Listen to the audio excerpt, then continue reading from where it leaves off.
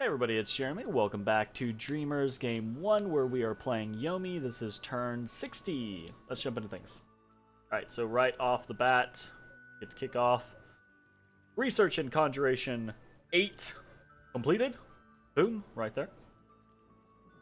That's pretty exciting for us.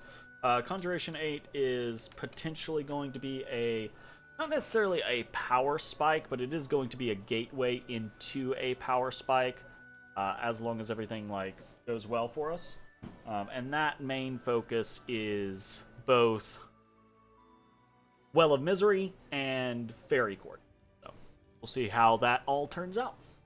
Next up, we've got a bunch of site searching. Horror specs found nothing. Auspecs found nothing. Arcane probing found nothing. Another Auspecs found nothing. Wait, do we have two Auspecs?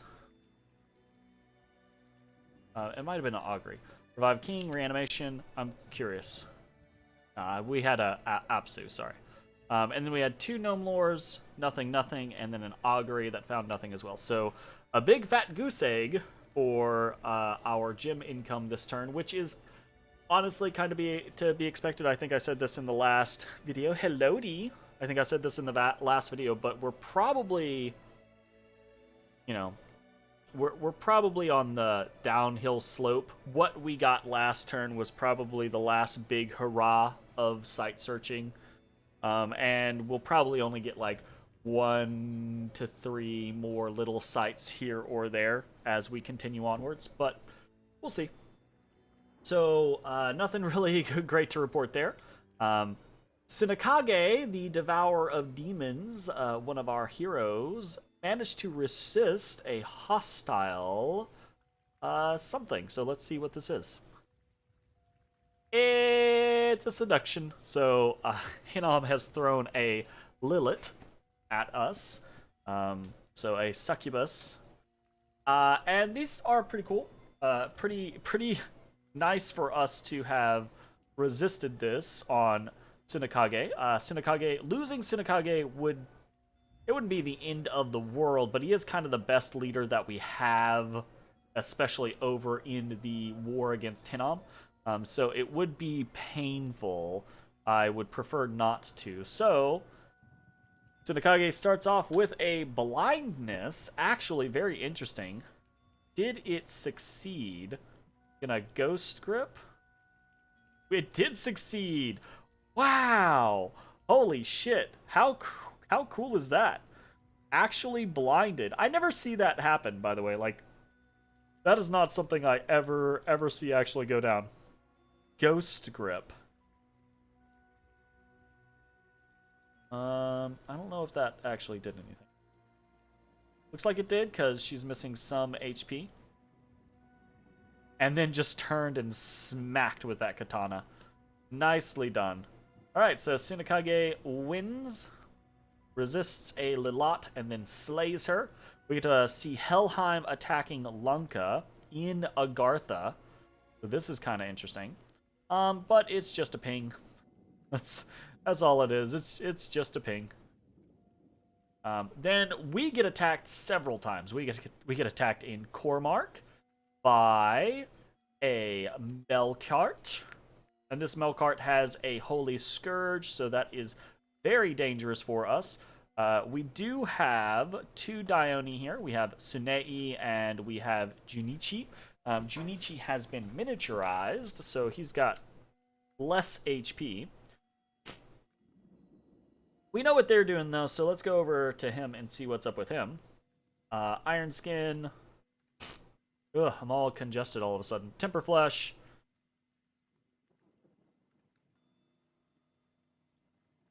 Okay, we got Soul Vortex up, we got Fire Shield up, we drop in, and we go to swing, and we immediately get bodied. We are immediately in spirit form. But we also smack the shit out of him, and now he is entangled, interestingly enough. Very briefly. Smacks Junichi, and now Junichi is immediately in spirit form as well. So this is not going the greatest for us. Ooh, but the damage that we have done actually breaks this Melkart.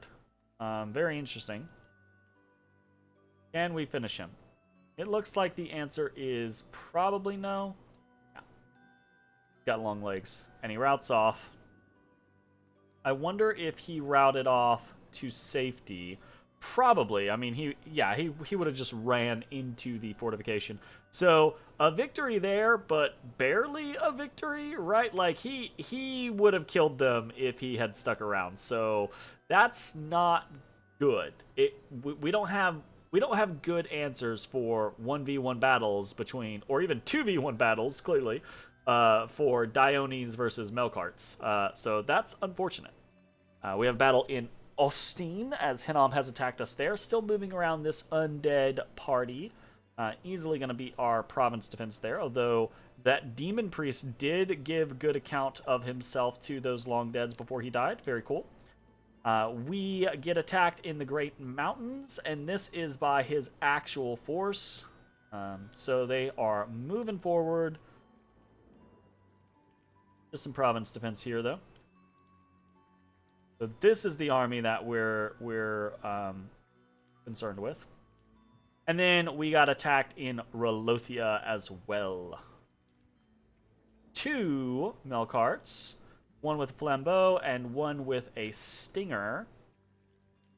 Easily going to take the PD at Relothia. So we have a less than win ratio against Hinnom this turn. We have 2 wins and 3 losses. There's that. But really, this was Hinnom's turn to do the attacking, right? Like we didn't attack anywhere this time with Hinnom. We were just moving things into defensive positions. So the fact that we do have 2 wins is pretty nice, honestly. So not horribly fucked up about that. We've got some events. Got another population event in Cormark. In Flemiston, an old crone, or a vengeful crone, has cursed the land, so we gain Misfortune 3.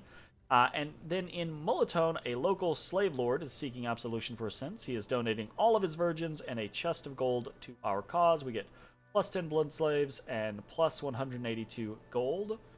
So that's pretty much it for the event. So gold 182 and blood plus 10. That's useful to us. Definitely useful to us. We have started to destroy the fort of Hinnom, but we do not destroy it in a single turn. And we started to destroy the gate of Cormark, but it's going really slow because we have 2 Dione, and that's it. So not very effective there. Okay, cool. That was the previous turn. What is the current turn? We'll talk about movements first, as we normally do. We are sending a demon priest over to the below to try to start preaching there. We're moving Oni around as we have been, etc., etc. We are sending Tomokazu, the Dai-Oni spirit, over towards Yomi in order to have him be in a safe place when we cast Well of Misery. Even though we have access to Well of Misery this turn, we are going to take another turn to not really like store up anything or anything like that. I think we're fine. We have a 100 gem overcast, so we're going to do that next turn. Should be okay. And then we've got a couple of movements here. So here's the deal. I do not feel super confident against this army in Great Mountains, right? However, we talked about this a little bit last time. We did hit a little bit of a power spike for us by having access to Fairy Court, right? Fairy Court's going to give us access to a Fairy Queen that has Nature 3 and Air 3. That Air 3 is something that we can use pretty soon to do something like Mass Flight. If this army goes up against our big army, I do think he wins the infantry battle potential. Well, okay, in an isolated vacuum, I don't think he wins the infantry battle. I think we win the infantry battle. But in a scenario where we don't have the infantry face off against each other, or rather, if he's allowed to just use these Amis and this mage line, basically, I think he's gonna fuck us up. Even if we have a couple Dionis fly in, they're gonna have time to put up defenses, and it's gonna take our Dionis a really long time to chew through them. But if we do something like mass flight and our whole army goes up in the air and comes down on the rear, that's fucking game, right? So I absolutely do think that if we send in the Fairy Queen, right, we could potentially have a very interesting win against Hinnom. I don't know that it's going to work out that way, but I think that's the general game plan that we're going to go for. So what we're going to try to do is we're going to try to avoid conflict for now. We have already increased the unrest on Hinnom by a bunch here. So this is going to be a big pain in the ass for his income, and it'll be a problem. And it'll take him a while to patrol down. He might try to patrol it down immediately, which is potentially going to give us options to, counterattack or something like that. So what we're going to do is we're just going to retreat the main army back to Marini. We're bringing up a reinforcement group with Shoichi, right? And then we're going to attack elsewhere with Tsunei and Junichi. Now, I will say, as a very fun, interesting kind of like side effect of the battle in Cormark, if you remember, we go actually into this, Tsunei and Juichi both had a couple of wounds apiece, right? So chest wound and weakened, and battle fright, right? But because they were kicked into spirit form and then got to regenerate from that, those wounds are gone, which I find very fun and interesting. That's a very neat mechanic on the Dionis that I don't think I really pay that much attention to, and I don't think gets pointed out a whole bunch, right? But the ability for them to get rid of their wounds by bouncing from spirit form back. Obviously, it's not something you can really bank on, because if something can put them into spirit form, it most likely can kill them. So that's not a good thing necessarily, but I do think it's funny and fun and interesting. So that was cool. We're going to launch out attacks with Tsunei and Junichi. We're going to attack into the Parched Expanse. We're going to attack into Shambolic. Again, we're just going to continue to try to raid Hinnom down as we wait for... as we kind of like grind him down and hopefully get to the point to where we have some better combat tricks to deal with him. I think mass flight being the big one that we're going. This is probably going to give the opportunity for him to put together this group of undead and this group. So Great Mountains is going to go from 146 to 200-ish, right?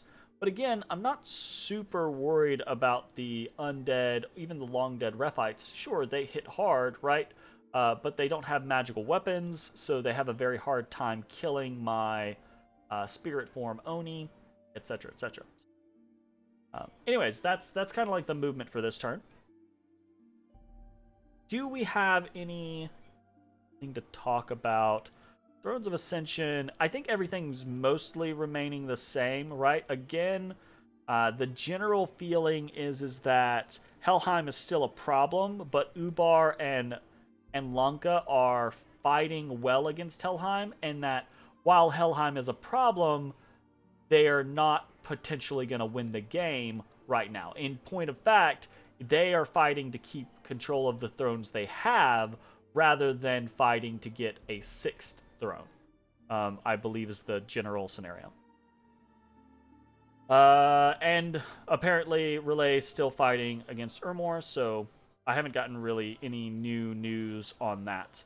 What else are we doing, or what are we doing for this actual turn? So first thing we are doing is we have a lab going down in Molaton. Last turn we got a Mirror Wall Palace. We want to start recruiting sorceresses. This is potentially, even if we only have like 3 or 4 of these, as we go into the late game, but that's potentially a very valuable option for getting us access to various things, right? Or just injecting fairy queens are an option, but they're very expensive, right? Like they're 40 freaking nature gems.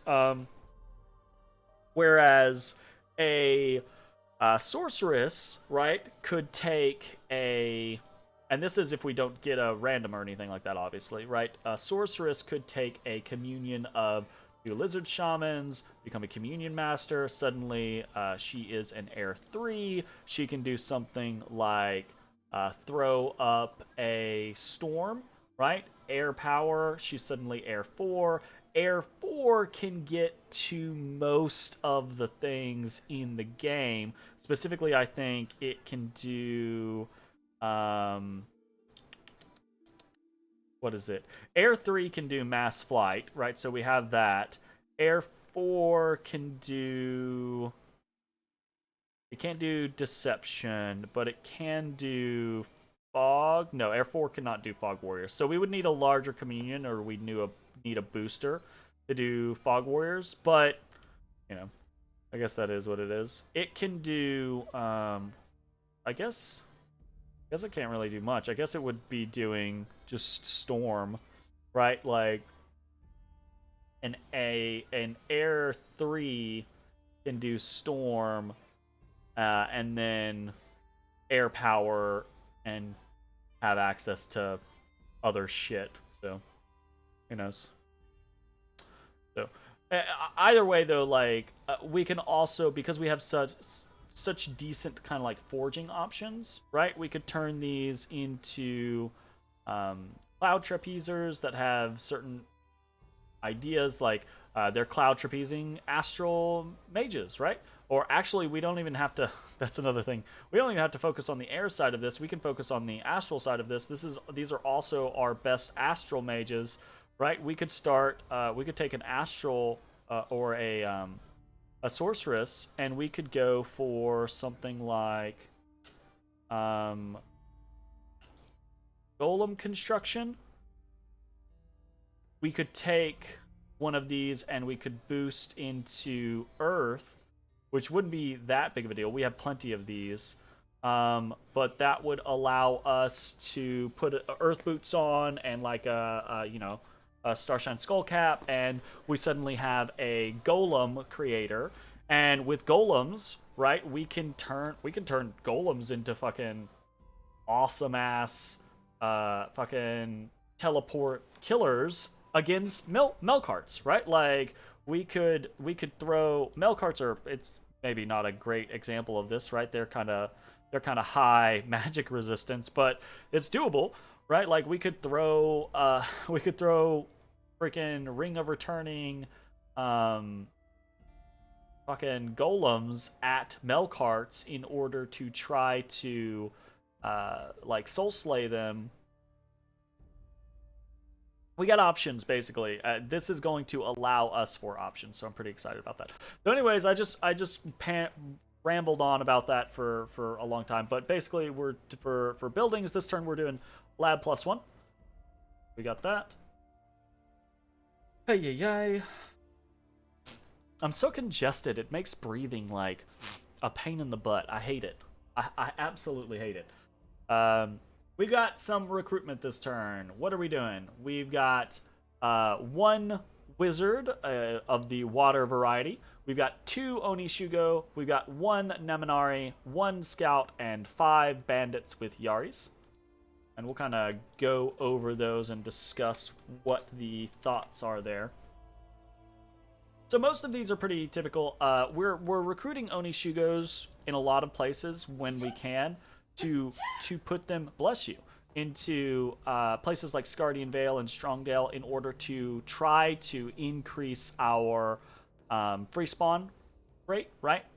Every one of these Onishugos is the potential to have more co-Oni every turn, which is fairly valuable.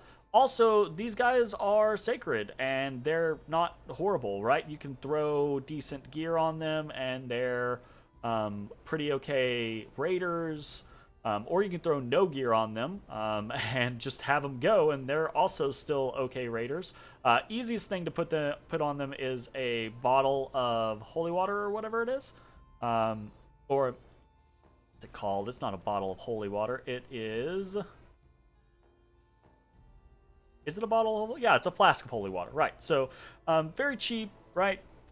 Three water gems, and you can just throw those on them, and they carry a bless. And great, fantastic. They go out there and they start kicking ass, easy peasy, right? I actually think Onishigo are probably they're probably one of Yomi's best assets, and I kind of think I vastly underutilize them. So that's an issue for another day. But more Onishigo means more opportunities to do things like that, but also more Ko-Oni produced. Neminaris for research. We're doing more scouts because we've been running out of scouts here lately. More bandits because we're trying to put together more potential raiding groups or patrolling groups or things like that.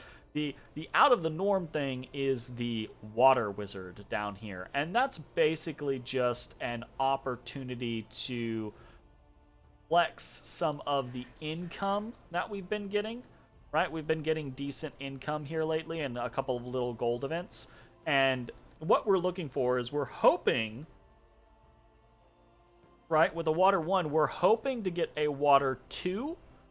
A Water 3 would be amazing, but we're hoping to get at least a Water 2 so that we can water bracelets up to Water 3, potentially do a booster, and maybe just have like a higher water version. We had a Water 2 mage that we lost against Helheim.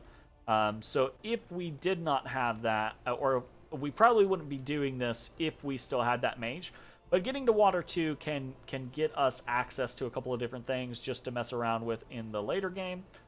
So I'm just kind of like trying to see if we can get lucky there. And if we don't get lucky there, there are other combinations of things that could be interesting, right? If we do get like Earth or Astral, we potentially won't have to do a booster option. We could do Earth. We could do crystal coins and things like that easily other ways.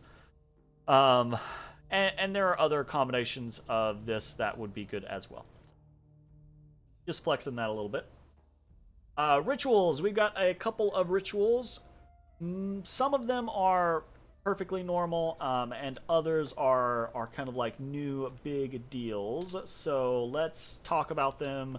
I'll just go through the list and we'll talk about them, right? So we've got an augury, a gnome lore, we've got 2 haruspects, we've got 3 reanimations, we've got 1 fairy court, and we've got 2 corpse constructions. So what are we doing here? The gnome lore, the augury, the haruspects, those are all just me trying to finish out what site searching we have left. We're actually getting fairly close on most of the things that we have.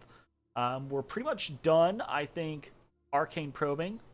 Like in all of our heartland. I think we're pretty much done in dark knowledge. I think we're pretty much done, we're getting very close to done with haruspecs. I think we're done with Voice of Apsu as well. We've got a couple of places that we could tidy up with that. So maybe not quite. But basically, we're getting close to being done with a lot of the site searching, so there's probably going to be less of that over the course of the next turns, but we'll probably still continue the ones that I feel like I want to finish out, right? The 3 reanimations is mostly just trying to... Yeah, we're doing a reanimation in Yomi, trying to get access to more patrollers and things there. Doing more reanimation in Grey Mountains, trying to finish up Pus Wounds force there, so we have... access to things there. And then the real thing this turn are the fairy court and the corpse construction. So we are doing a corpse construction in Ulm, and we're doing a corpse construction in Scardian Vale. So I'm choosing to do things up here in these 2 locations first, rather than down here with this other individual, this other Onishigo that I have, because I think we did an Onishigo last turn, and we rolled an air mage. I could be wrong, though. So I was like, yeah, fuck it, let's just do it here. Because we're trying to put together another force as quickly as we can to potentially face off against Hinnom in case everything goes horribly wrong up here with this other force, right? So that's one of the reasons why we're jumping into that with both feet immediately. Very happy to utilize our new air income. And then the Fairy Court, we've been talking about this for a while. Our god has access to Nature 7. Going to go ahead and do the Fairy Court.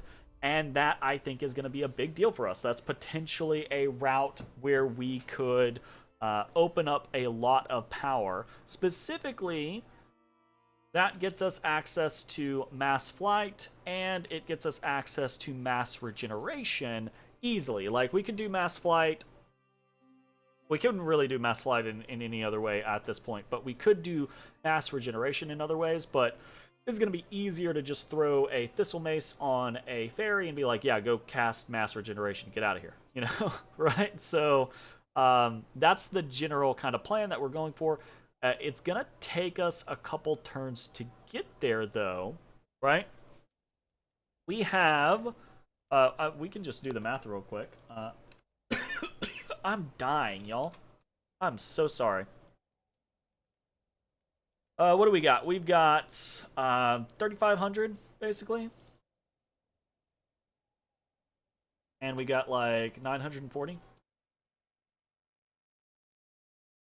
Yeah, so it's going to take us 4 turns to get to Enchantment 6.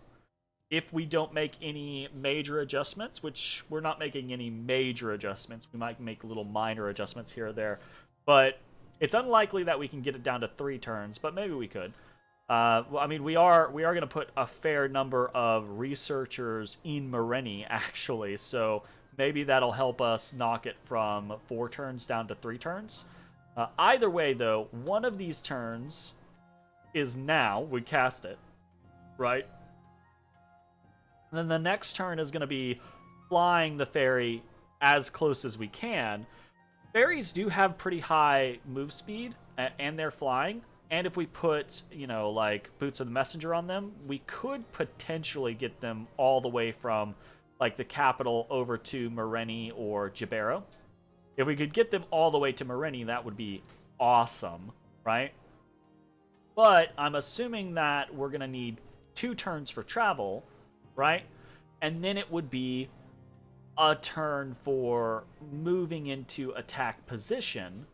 So I think the timeline to get a fairy out and get it into the army and get mass flight researched is kind of hitting correctly. We might be a turn or 2 off here or there depending on what things happen. But I do think we're going to be pretty close. So anyways, that's kind of what we're doing there. Very excited on that whole situation. And then we have some forging. So forging is, well, actually forging is kind of like a little out there compared to what we normally do. So 2 lightless lanterns, that's easy. 1 storm spool, 3 lightning rods, 3 earth boots, and 1 moonvine bracelet. So that's a little different than what we normally do. The storm spool and the lightning rods, I don't think I need to overly explain, right? We now have air income. We want to start building Corpse Constructs armies so that we can siege down locations and so that we can have siege like defense, right? So siege defense in Grey Mountains, for example, siege defense in the below. Those would all be really good for us. So we're just trying to fill out our options as far as storm spools and lightning rods go. The 3 earth boots are because we actually just don't have any real good earth boosting options. I realized that as I was trying to like decide how I wanted to do some stuff. Earth boots could be useful in boosting into a crystal coin or crystal gear scenario if we can get earth or an earth astral combination in either Molaton or Zemeki, although the one here would require boosting. That's not necessarily a problem. but we would need boosters afterwards to utilize that, right? So there's that, and then there's just the fact that we don't have, like, we have access to, like, Earth 3 here, right? That could be Earth 4, or Earth 5 if we decided to do something else, and we are going to be going into enchantment now, and we do have access to things like Riches from Beneath or Earthblood Deepwell. Now, Riches from Beneath is held by Ubar right now, and I doubt they would be very happy about us taking it. But, you know, getting up to Earthblood Deepwell is another option as well. Just takes a little bit more adjustment. We might have to boost someone in blood, or we might have to trade for the Earth Heart thing. I can't make it right now, so I can't really look at it, so or can't show it off. But that's what we're doing with the Earth Boosters. We're just trying to get... We have a little bit of a lull here. We're just trying to get some options into our hands.